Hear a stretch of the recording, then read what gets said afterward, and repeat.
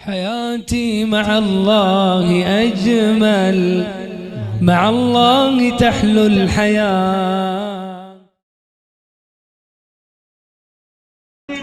تجري من تحتها الأنهار يوم لا يخزي الله النبي والذين آمنوا معه نورهم يسعى بين أيديهم وبأيمانهم يقولون ربنا أتمم لنا نورنا واغفر لنا إنك على كل شيء قدير. وقال النبي صلى الله تعالى عليه وسلم التائب من الذنب كمن لا ذنب له. صدق الله مولانا العظيم وصدق رسوله النبي الأمي الكريم ونحن على ذلك لمن الشاهدين والشاكرين والحمد لله رب العالمين. زور سے ایک بار درود شریف پڑھتے ہیں. اللہم صلی علی سیدنا محمد. بزرگان محترم، عزیز بھائیوں، پردے میں بیٹھ کر سننے والی عزیز بہنوں اور ماں،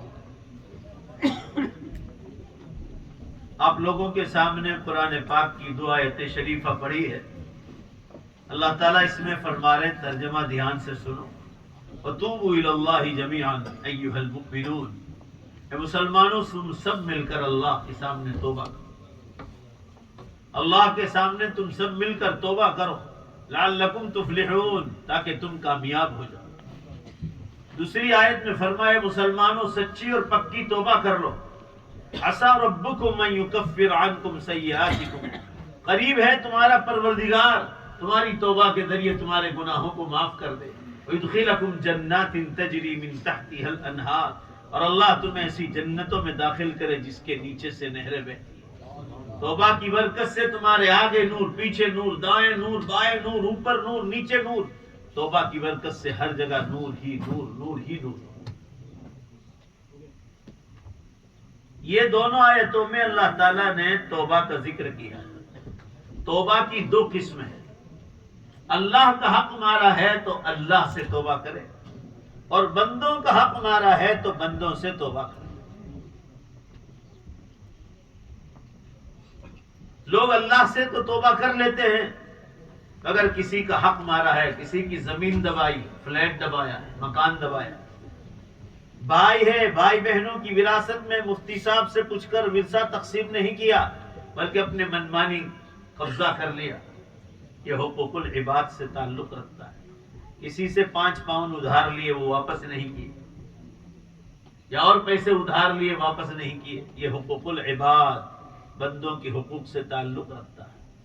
آپ کیسے ہی نمازی ہو، روزے ہو، زکوٰۃ نکالتے ہو، حج پہ حج کرتے ہو، عمرے پر عمرے کرتے ہو، اگر لوگوں کا مال کھایا ہے آپ جنت میں نہیں جا سکتے جب تک کہ اس کا مال واپس نہیں کریں. چاہے موت کعبۃ اللہ کا طواف کرتے کرتے آئے، کعبے کا غلاف پکڑتے پکڑتے موت آئے، یا جنت البقیع میں مدینے میں دفن ہو جائے، تب بھی جنت میں نہیں جاؤ. یہ آپ کی موت کی فضیلت ہے، مگر جنت میں نہیں جا پاؤ گے جب تک اس کے مال کا پیسہ واپس ادا نہیں کرو. مسند احمد میں حدیث آتی ہے، ابھی چند مہینوں پہلے درس حدیث میں انڈیا میں آئی تھی. آپ صلی اللہ علیہ وسلم نے اعلان فرمایا کہ فلاں صحابی خاندان کا کوئی صحابی ہے. مجمع میں دیکھا تو کوئی نہیں تھا. آپ صلی اللہ علیہ وسلم نے فرمایا ابھی جبریل امین آئے تھے میرے پاس علیہ السلام، اور مجھے فلاں خاندان کے اس آدمی کا پورا پتہ بتایا جن کا بھی پچھلے ہفتے انتقال ہوا. فرمایا ہوا رجل کان رجلا صالحا، وہ بہت نیک آدمی تھے، مگر ایک معاملے میں جنت کے دروازے پر ان کو روک لیا گیا، صرف ایک معاملے. صحابہ کے پوچھنے پر فرمایا ایک آدمی سے 10 دینار لیے تھے، 10 پاؤنڈ، 10 دینار سونے کے ہوتے، وہ واپس نہیں کیے. ارادہ تھا دینے کا اور انتقال ہو گیا. فرمایا سب معاملے میں برابر ہے، 10 روپے ان کے باقی ہیں، جنت کے دروازے پر ان کو روک لیا گیا ہے. ان کے گھر والوں کو خبر کر دو. جبریل علیہ السلام کو نام لے کر بتایا گیا فلاں آدمی کے 10 روپے باقی تھے. چنانچہ ان کے گھر والوں کو خبر کی گئی، انہوں نے وہ روپیہ ادا کر دیا، جس کا باقی تھا اس کو دے دیا۔ دوسرے دن جبریل علیہ السلام تشریف لائے اور آپ صلی اللہ علیہ وسلم کو فرمایا کہ اس آدمی کو جنت میں داخل کر دیا۔ دیکھ لیجیے آپ، حدیث میں کان رجلا صالحا، وہ اللہ کے نیک بندے، مگر جنت کے دروازے پر روک لیا گیا، کسی کا حق باقی تھا۔ آسان کام نہیں مسلمان، اس لیے قرآن میں کہا گیا حلال روزی اسلام کی مین فاؤنڈیشن ہے۔ یا ایھا الذین آمنوا کلوا من الطیبات واعملوا صالحا، اے مسلمانوں حلال روزی کھاؤ اور نیک اعمال کرو۔ حلال روزی کھائیں گے تو بلڈ ہمارا حلال بنے گا، اور اس کے بعد اللہ جب نیکیاں کریں گے نا تو اس نیک اعمال کو قبول فرمائیں گے۔ حرام مال ہو پھر نیکیاں کرو، برباد ہو جاتا۔ عرض کر رہا تھا توبہ، اللہ کا حق مارا ہے تو اللہ سے توبہ کی جائے، بندوں کا حق مارا ہے تو بندوں سے توبہ کی جائے۔ بخاری شریف میں بڑا عجیب و غریب واقعہ رسول اللہ صلی اللہ علیہ وسلم کی مبارک زبان سے وارد ہوا۔ بنی اسرائیل جو موسیٰ علیہ السلام کی قوم تھی، اس کا ایک آدمی تھا، اس نے 99% کو قتل کیا تھا، بے قصور آدمی، 99 کو بے قصور کو قتل کیا۔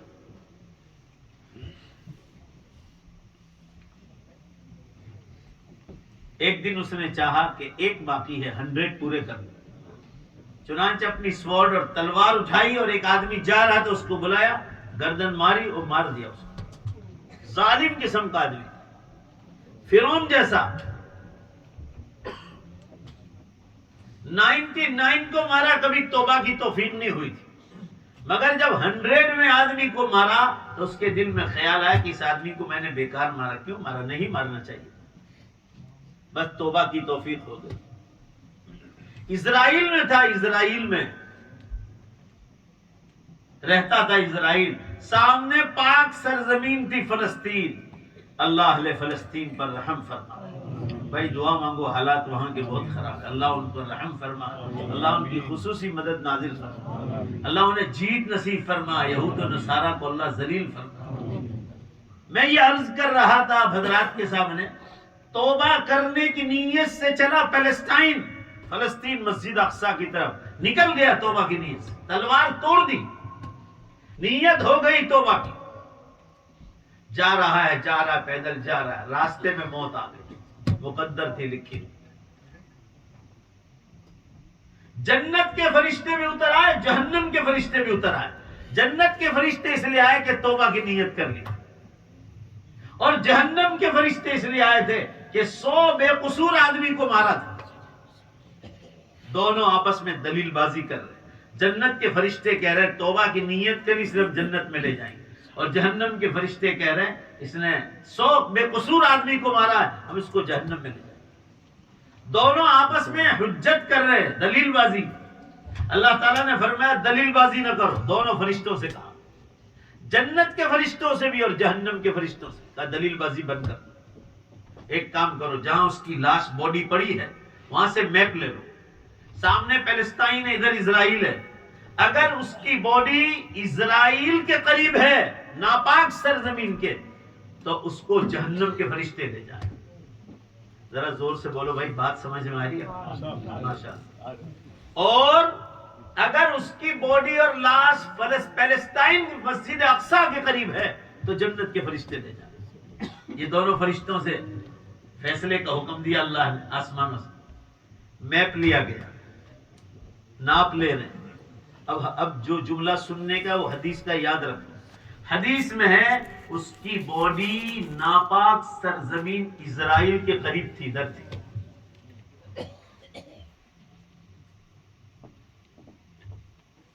ادھر تھی اسرائیل کے قریب۔ اب سنو جو سننے کی بات ہے، حدیث کے الفاظ ہے اللہ نے چونکہ توبہ کی نیت کر لیا تھا، توبہ کی برکت سے فرشتے میپ لے، اس سے پہلے اللہ نے اپنی طاقت سے اس کی باڈی کو پاک سرزمین فلسطین مسجد اقصی کے قریب کر دیا۔ میپ لیا تو مسجد اقصی کے قریب لے لیا اور جنت کے حوالے کر دیا، جنت کے فرشتوں کے حوالے کر دیا۔ توبہ کی برکت سے اللہ نے اس کی باڈی کو آگے کر دیا۔ دیکھ لیا توبہ کتنا پاور والی چیز ہے بھائی، بولو نے بے شک ہے کہ نہیں؟ ہاں، اللہ کو بہت پسند ہے۔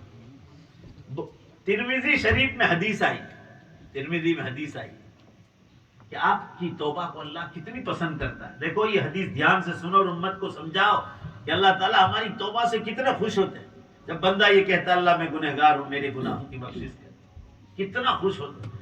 فرمایا ایک آدمی اپنی کار لے کر نکلا، حدیث میں سواری کا ذکر ہے، نکلا، دوڑتا رہا، جنگل سے گزر رہا ہے. اچانک جو ہے تھک گیا، یہ ٹائرڈ، گاڑی سائڈ پر لگائی اور سو گیا. جب نیند سے اٹھا، حدیث میں ہے گاڑی کوئی چرا کر لے گیا، لے کر بھاگ گیا، سواری لے گیا. ڈھونڈتا رہا، گاڑی نہیں ملی. اتنا ڈھونڈا کہ تھک گیا، دوبارہ ٹائرڈ ہو گیا.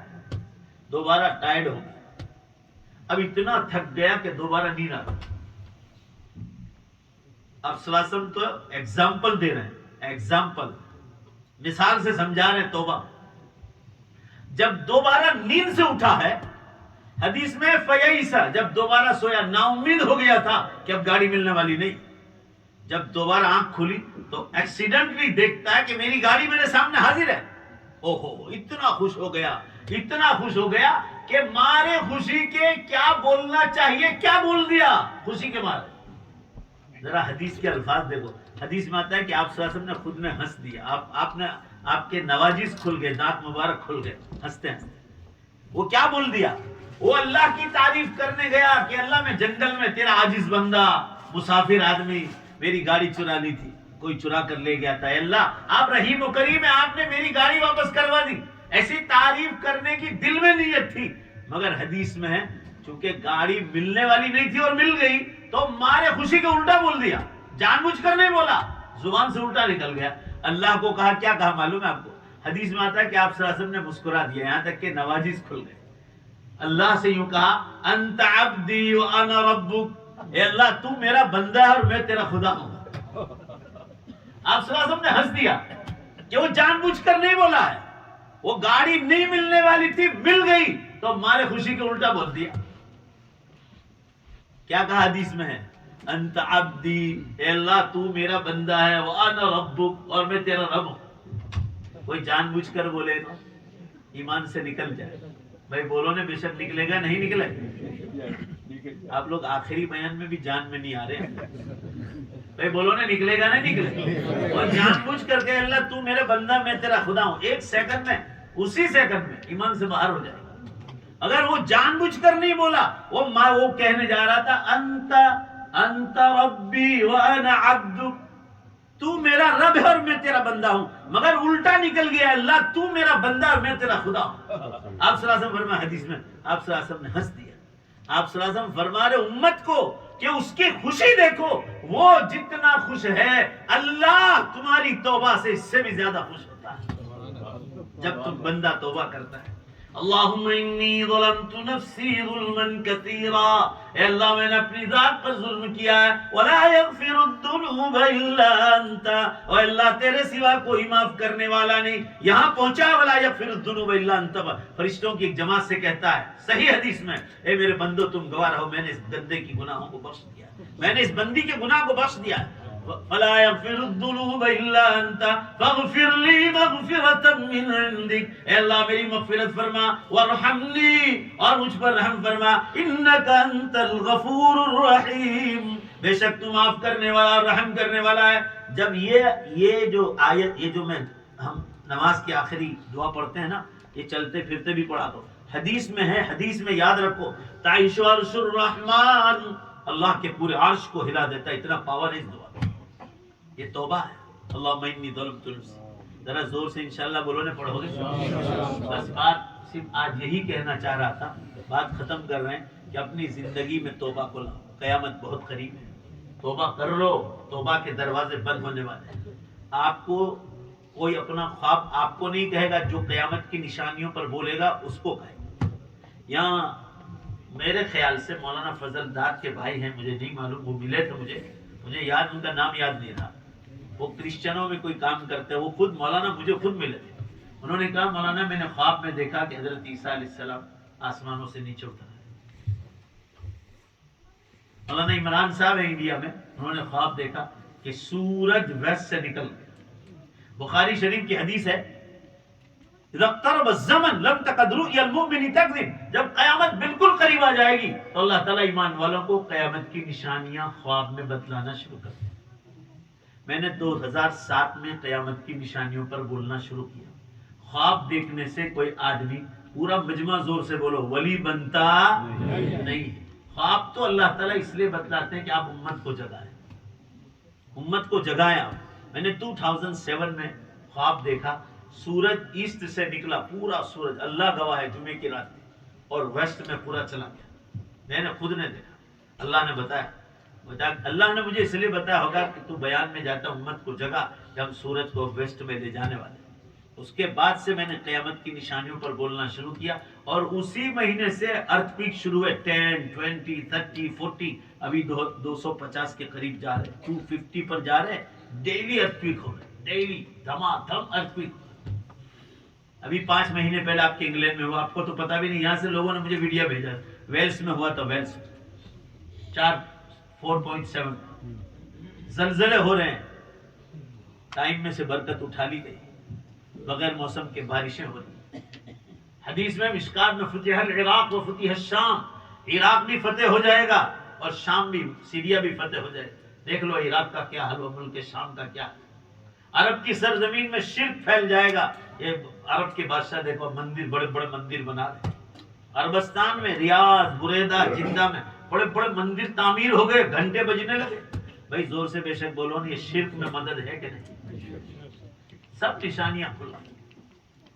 چند برس، we have only few years، چند برس باقی۔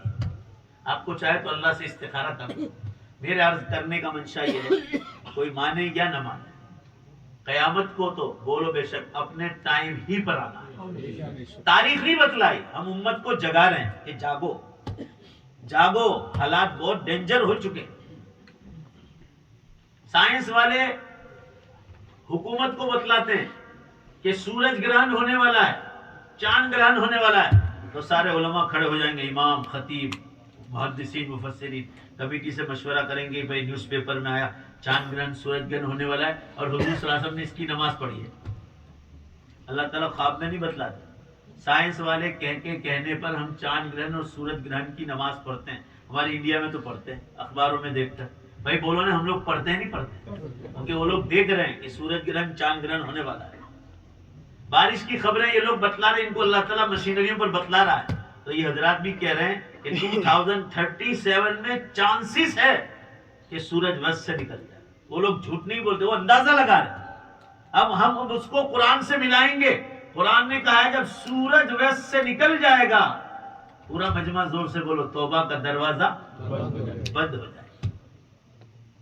اندازہ بتلا رہے ہیں آپ کو، تاکہ جائے ہم آپ کو چند برس بتائیں تو آپ اس سے کم سمجھو اور کم سمجھو، ہو سکتا ہے آ جائے۔ پاسبلٹی دونوں میں ہے، 2037 سے پہلے بھی ہو سکتا ہے، 37 کے بعد بھی ہو سکتا ہے۔ جاگنے کی چیز ہے، تیاری کرنا ہے۔ یہ سب حالات ہو رہے ہیں دنیا میں، پوری دنیا میں ہو رہے ہیں۔ میں ہر سال مسلمانوں سے ملتا ہوں یہاں، ان سے پوچھتا ہوں کہ لاسٹ ایئر ملے تھے، لگتا ہے کہ 1 برس ہوا؟ تو نہ کہتے ہیں، یعنی 1 مہینے کی طرح ملاقات ہوئی۔ اتنا فاسٹ ٹائم جا رہا ہے۔ ابھی رمضان شروع ہوا تھا، 22 روزے پورے ہو گئے، اور کل خبر آ جائے گی 1 ہفتہ تو 1 دن کی طرح نکل جائے۔ اس لیے توبہ ضروری ہے، توبہ ضروری ہے۔ بعض لوگ اشکال کرتے ہیں کہ حضرت عیسیٰ علیہ السلام 40 برس رہیں گے۔ 2 حدیثیں ہیں، یہ یاد رکھو، کوئی آپ کو کہے گا 40 والی حدیث کی سند اتنی مضبوط نہیں جتنا 7 والی حدیث مضبوط ہے۔ صحیح مسلم میں حدیث آئی ثم يمكث 7 سنين، حضرت عیسیٰ علیہ السلام اترنے کے بعد 7 برس رہیں گے، اور وہ 40 والی حدیث ہے۔ یہ صحیح مسلم کی حدیث، صحیح مسلم کی حدیث زیادہ مضبوط ہے، لہذا علماء نے اس کو ترجیح دی ہے کہ دنیا میں آ کر 7 برس رہیں گے۔ اور 40 کا بھی جواب لکھا ہے علماء نے کتابوں میں کہ حضرت عیسیٰ علیہ السلام جب نبی بن کر آئے تھے دنیا میں تو 33 برس رہ کر گئے ہیں۔ پورا مجمع زور سے بولو، کتنے برس؟ 33 وہ، اور 7 برس قیامت سے پہلے آئیں گے۔ 33 + 7 بولو اکول تو کتنا ہو گیا؟ 40 ہو گیا، تو بھی 40 برس بنتے ہیں۔ اگر حضرت عیسیٰ علیہ السلام 50 برس بھی رہے، مجھے کوئی اشکال و اعتراض نہیں، کم مانو گے اور زیادہ تیاری ہوگی، اور یوں دوسری بات سمجھو گے تو غفلت پیدا ہوگی. اس لیے توبہ کر کے ہمیشہ رہنا چاہیے. چھوڑیے تھوڑی دیر قیامت کی بحث، ہم تو صرف نشانیاں بتلا رہے ہیں، مگر ذرا زور سے جواب دو، بے شک کے ذریعے سے جواب دو، یس یا نو میں. میری اور آپ کی موت کا بھروسہ ہے؟ بولو بھائی، بھروسہ ہے. میرے ماموزاد بھائی افریقہ میں تھے ابھی پچھلے ہفتے، روزے کی حالت میں امامت کرا رہے تھے، آخری رکعت میں آخری سجدے میں انتقال ہو گیا. وہ اٹھے ہی نہیں تو صف توڑ کر لوگ دوڑے کہ کیا ہوا، جگہ تو روح پرواز کر دی. کتنی پیاری موت. کوئی بھروسہ نہیں زندگی کا. آپ کا وقت آ جائے گا، آپ بیمار ہے یا تندرست، اللہ کچھ نہیں دیکھیں گے، اٹھا لیں. اس لیے اب آخری بات سن لو.